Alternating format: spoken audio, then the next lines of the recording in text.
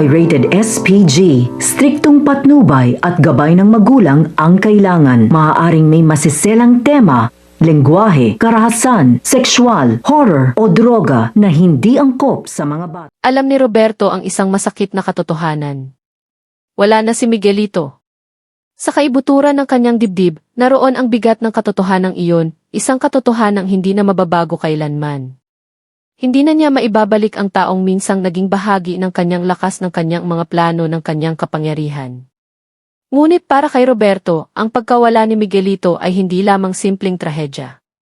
Hindi lamang ito pagluluksa. Ito ay naging apoy. Isang apoy na patuloy na naglalagablab sa kanyang puso. Apoy ng galit. Apoy ng paghihiganti. At sa tuwing sumasagi sa kanyang isipan kung paano siya nalampasan, kung paano siya nalinlang, kung paano siya pinahiya ni Tanggol, lalong lumalakas ang apoy na iyon. Sa isip ni Roberto, iisa na lamang ang paraan upang mabawi ang lahat ng kanyang pagkatalo. Iisa na lamang ang paraan upang mabura ang kanyang kahihiyan. Kailangang mawala si Tanggol sa mundong ito. Tuluyan. Habang ang madilim na gusali ay tila nakalubog sa katahimikan, naroon si Roberto sa isang sulok, ang mismong lugar kung saan niya itinanim ang bomba. Mahigpit ang kanyang pagkakahawak sa detonator. Ang kanyang mga mata ay malamig. Matigas. Punong-puno ng determinasyon at put. Alam niya na naroon si Tanggol. Alam niyang ito na ang sandaling matagal niyang hinintay. Isang iglap. Isang pindot. Pinindot ni Roberto ang detonator. Kasunod nito, isang napakalakas na pagsabog ang yumanig sa buong gusali. Parang gumuho ang mundo. Umuga ang lupa. Nagbitak ang mga pader. Nagkalasog-lasog ang mga salamin. Ang lakas ng pagsabog ay tila nagpakawala ng galit ng kalangitan. Sa gitna ng apoy at kaguluhan, napahagi si Tanggol. Malakas na tumama ang kanyang katawan sa matigas na sahig. Umikot ang kanyang ulo sa matinding hilo. Sandaling nagdilim ang kanyang paningin. At bawat paghinga ay parang mabigat na bato na pinapasa ng kanyang dibdib. Ngunit si Tanggol, hindi basta sumusuko. Kahit ramdam niya ang sakit na gumagapang sa bawat bahagi ng kanyang katawan, pinilit niyang igalaw ang sarili. Pinilit niyang bumangon. Alam niyang kapag nanatili siya roon, hindi na siya makakalabas ng buhay. Sa gitna ng makapal na usok at nagkakagulong mga debris, mabilis na inilibot ni Tanggol ang kanyang paningin. Naghahanap ng kahit kaunting pag-asa. At doon niya nakita isang bintana. Halos wasak na ito dahil sa pagsabog. Ngunit iyon na lamang ang natitirang daan palabas. Wala na siyang ibang pagpipilian. Sa isang sandaling puno ng tapang at desperasyon, tumakbo si Tanggol papunta sa bintana. Sa likod niya, patuloy na gumuguho ang mga pader. Ang init ng apoy ay tila humahabol sa bawat hakbang niya. At sa isang iglap, tumalon si Tanggol palabas ng bintana. Parang isang ibon na pilit na kumakawala sa kulungan. Tinangay siya ng lakas ng pagsabog palabas ng gusali. At bumagsak ang kanyang katawan sa lupa sa labas. Sugatan. Hinihingal. Halos mawala ng malay. Ngunit, buhay. Nang makita iyon ni Roberto, hindi siya makapaniwala. Mula sa kanyang kinatatayuan, malinaw niyang nakita si Tanggol. Gumagalaw pa. Pilit na bumabangon mula sa pagkakahagis. Ang mukha ni Roberto ay napuno ng galit. Ng pagkabigla. Para sa kanya, tila isang sumpa ang kakayahan ni Tanggol na makaligtas sa bawat bitag na kanyang inilatag. Agad niyang itinaas ang kanyang baril.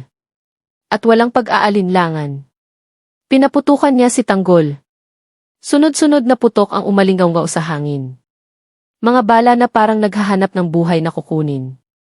Ngunit kahit sugatan, kahit pagod, nagawa pa ring umiwas ni Tanggol. Mabilis siyang gumapang patungo sa mga guho at doon nagkubli. Sa bawat putok ng baril, lalong bumibigat ang kanyang pakiramdam. Hindi dahil sa takot para sa sarili, kundi dahil sa takot para sa kanyang ina. Sa kanyang isipan, biglang sumulpot ang mukha ni Aling Maritz. Ang kanyang ina. Ang babaeng walang sawang nag-alala sa kanya. Ang babaeng paulit-ulit na nagmakaawa. Natigilan na niya ang mapanganib na landas na kanyang tinataha. At sa sandaling iyon, may isang malamig na pakiramdam na gumapang sa kanyang dibdib. Isang kutob. Isang masamang kutob. Parang may nangyari kay Aling Maritz. Hindi nagtagal. Nakita ni Tanggol ang eksenang lalong nagpayanig sa kanyang puso. Sa di kalayuan, naroon si Rigor. At hawak ni Rigor bilang bihag. Si Aling Maritz. Mahigpit ang pagkakahawak ni Rigor sa kanya. Ang kanyang mga mata ay nag-aapoy sa galit. Matagal na panahon niyang kinimkim ang puot laban kay Tanggol. Para kay Rigor, si Tanggol ang dahilan ng pagkasira ng kanyang buhay. Ng kanyang dangal. Ng lahat ng bagay na minsan niyang pinanghawakan. Nang magkatinginan sina Tanggol at Rigor, parang tumigil ang mundo. Isang mabigat na sandali ng katahimikan ang bumalot sa paligid. Ngunit ang katahimikan na iyon ay panandalian lamang. Dahil sa susunod na iglap, sumiklab muli ang digmaan. Agad na sinugod ni Tanggol si Rigor upang iligtas si Aling Maritz. Ngunit si Rigor ay parang isang taong wala nang kinatatakutan. Wala nang pakialam kung siya man ay mabuhay o mamatay. Buong galit niyang ibinuhos ang bawat suntok. Bawat sipa. Bawat galaw na maaaring magpabagsak kay Tanggol. Ramdam ni Tanggol ang bigat ng bawat tama. Sugatan na siya mula sa pagsabog. At bawat galaw niya ay tila lalong nagpapalala sa kanyang kondisyon. Ngunit hindi siya umatras. Hindi siya pwedeng umatras. Hindi habang nakataya ang buhay ng kanyang ina. Sa gilid ng labanan, nakatayo si Aling Maritz. Nanginginig. Umiiyak. Habang nakikita niya ang dalawang lalaking halos magpatayan sa harap ng kanyang mga mata. Sa bawat suntok na tumatama kay Tanggol, parang siya mismo ang nasasaktan. Pinipigan ng matinding pangamba ang kanyang puso. Habang tumatagal ang laban, lalong nanghihina si Tanggol. Ang kanyang mga tuhod ay halos hindi na makatayo. Ang kanyang paghinga ay lalong bumibigat. At iyon ang sandaling sinamantala ni Rigor. Sa wakas, naitulak niya si Tanggol pabagsak sa lupa. Nakahandusay si Tanggol. Hirap na hirap bumangon. Habang si Rigor ay nakatayo sa ibabaw niya. Hawak ang sandata na maaaring tumapos sa kanyang buhay. Para kay Rigor, ito na ang sandaling matagal niyang hinintay. Ang wakasan si Tanggol.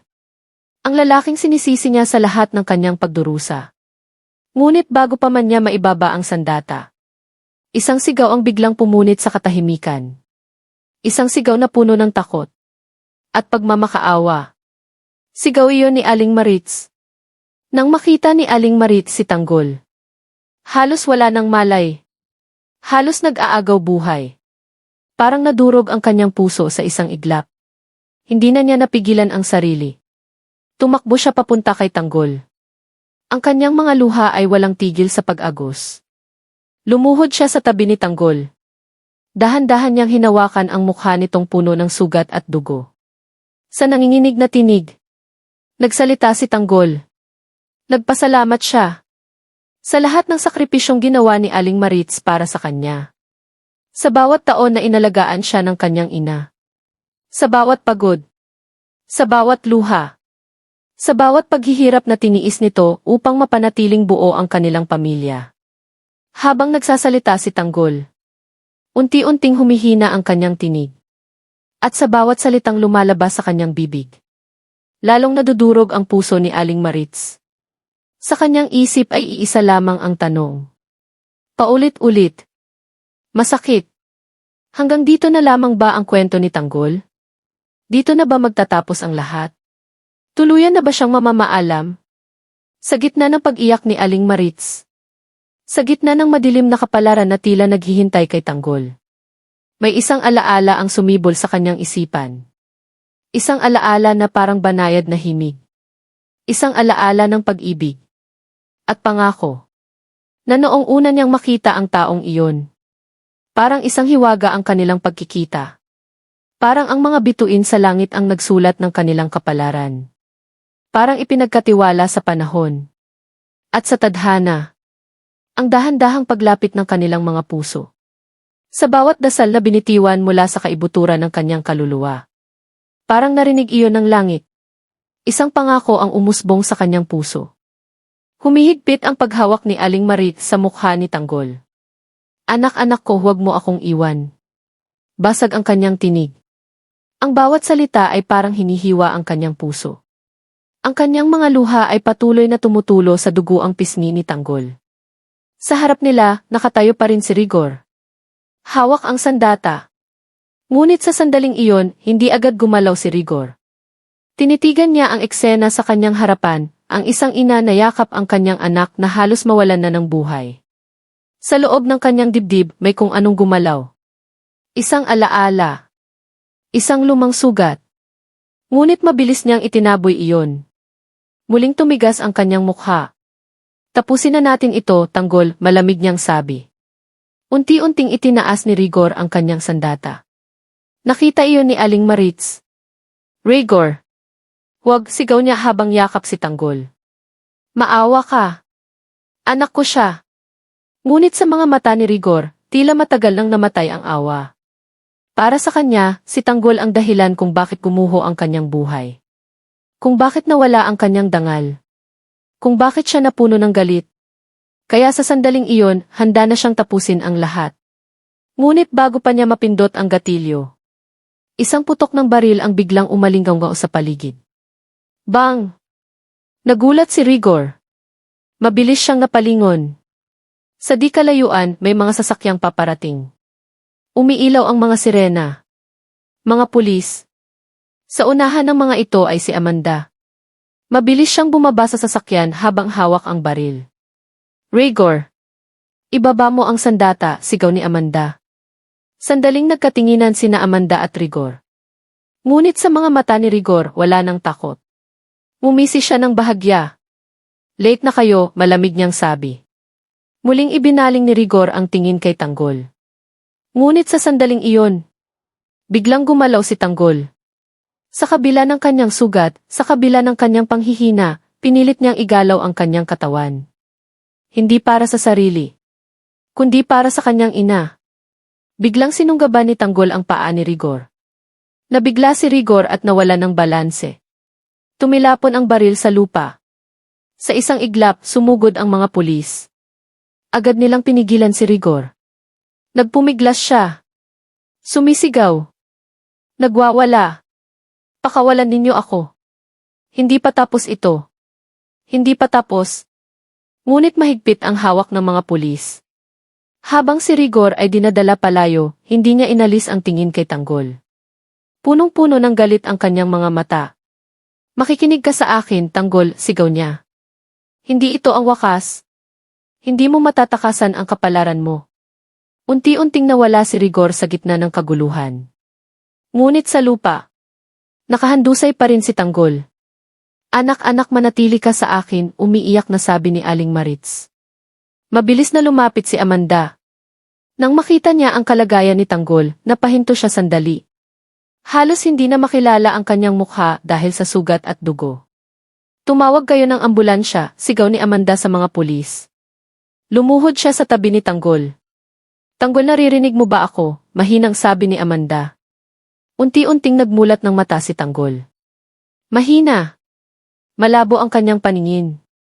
Ngunit nakita niya ang dalawang mukha na pinakamahalaga sa kanya. Si Aling Maritz. At si Amanda. Ngumiti siya ng bahagya. Isang pagod ngunit mapayapang ngiti. Ma, bulong niya. Lalong napaiyak si Aling Maritz. Nandito lang ako, anak, nandito lang si nanay. Huminga ng mabigat si Tanggol. Parang bawat hininga ay isang laban. Pasensya ka na. Man, mahina niyang sabi. Hindi, huwag kang magsalita, ililigtas ka namin, sagot ni Aling Maritz habang hinahaplos ang kanyang buhok. Sa di kalayuan, narinig na ang tunog ng ambulansya. Palakas ng palakas. Ngunit sa gitna ng ingay ng sirena, may isang anino ang tahimik na nakatingin mula sa wasak na gusali. Si Roberto. Nakita niya ang lahat. Ang pagkabigo ng kanyang plano. Ang muling pagkaligtas ni Tanggol. Unti-unting nagdilim ang kanyang mukha. Hindi maaari, bulong niya sa sarili. Para kay Roberto, parang pinaglalaruan siya ng kapalaran. 2 beses na niyang sinubukang tapusin si Tanggol. 2 beses na rin itong nakaligtas. Ngunit sa kanyang puso, lalo lamang lumalalim ang kanyang galit. Hindi pa tapos ito, Tanggol, mahina niyang bulong habang unti-unting umaatras sa dilim. Samantala, dahan-dahang inilalagay ng mga paramedic si Tanggol sa stretcher. Mahigpit pa rin ang hawak ni Aling Marit sa kanyang kamay. Ayaw niya itong bitawan. Habang isinasakay si Tanggol sa ambulansya, muli siyang nagsalita, mahina, halos hindi marinig. Amanda D. Napalingon si Amanda. Nandito ako, sabi niya. May kailangan akong sabihin.